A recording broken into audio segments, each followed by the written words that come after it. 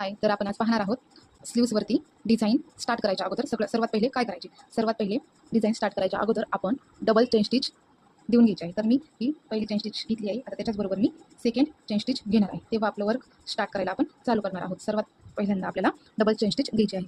Double chain stitch कशा प्रकारे घ्यायची आहे मी तुम्हाला आता दाखवणार आहे. ही माझी पहिली चेन स्टिच झालेली आहे. आता मी इथून दुसरी चेन स्टिच घ्यायला सुरुवात करणार आहे. जी आपण पहिली चेन स्टिच घेतलेली आहे अगदी त्याच्या गॅप न ठेवता आपण दुसरी चेन स्टिच घेणार आहोत.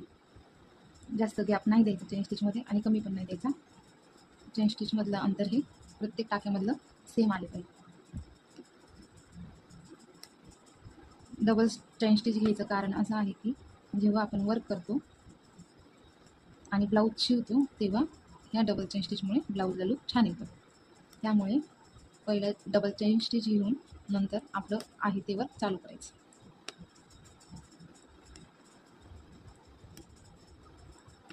तर तुम्ही पाहू शकता अशा प्रकारे आपली डबल चेन स्टिच देऊन स्लीव्सला तयार झाली आहे.